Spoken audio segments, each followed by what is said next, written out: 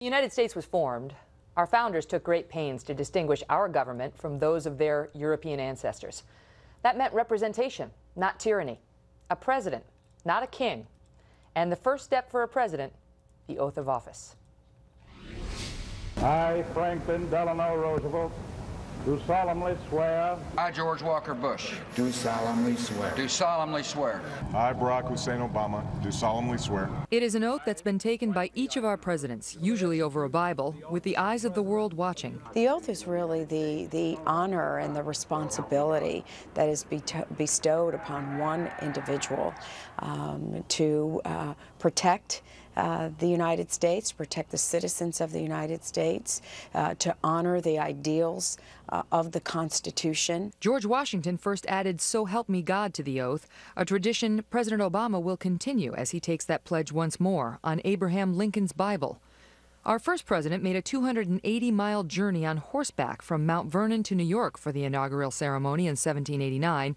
And the nation celebrated a new dawn. This was a passing of power to a man who could have been king, but refused it. And then each successive inauguration was a celebration, even to today, to Obama's inauguration. It's a celebration of that fact that we didn't make our chief executive king. He wouldn't be a king. He would pass it on. We traded royalty for representation. We said goodbye to God Save the King to embrace we the people.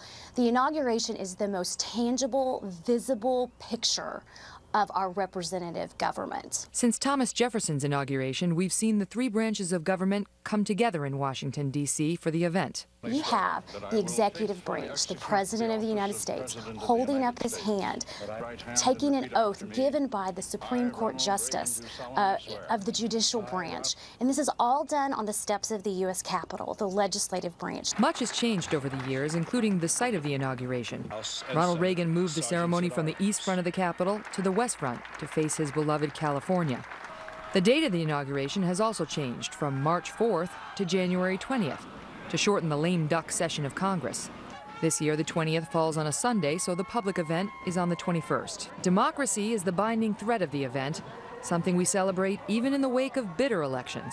It is an uplifting moment, whether we supported that particular candidate or not. It's like a rebirth every single time that we are able to witness that peaceful moment when this incredible responsibility is bestowed upon one person. I think the country comes together in the inauguration period because we have this common pride in the fact that we're a democracy that has survived, and that's very rare. For a president, it's a moment to be savored. It's his greatest moment, the brief moment where he can celebrate and enjoy the fact that he got elected. Many inaugurations have marked important events in history. Abraham Lincoln, after the Emancipation Proclamation, he had African Americans participate in the inaugural parade. This was a first. This is a symbol that we, have abolished slavery and that we have moved on. I also think about Bill Clinton. He used some beautiful language to say, this ceremony takes place in winter, but we are the spring. And that was a really hopeful way to prepare America for some globalization and big changes coming. Sometimes there has been tragedy, too. The inauguration of the 9th president, William Henry Harrison, he marched around the streets of Washington in the snow rehearsing his speech.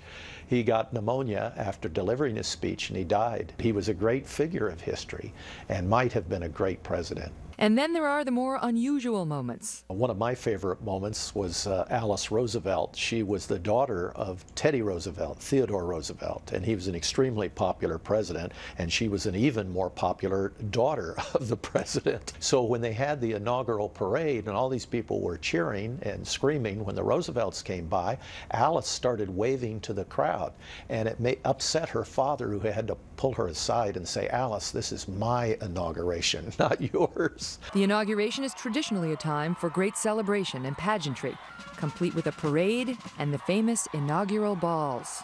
It's an opportunity for those who have supported the president, supported the election, to come together and to celebrate.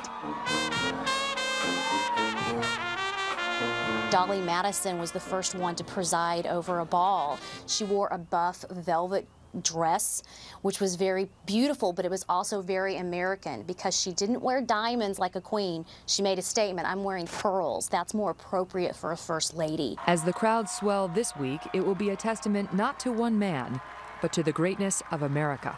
This is the one time that our country really does truly come together. We have an amazing government. Ronald Reagan said that this every 4-year ceremony that we accept as normal is nothing less than a miracle. And that is something that everyone can celebrate.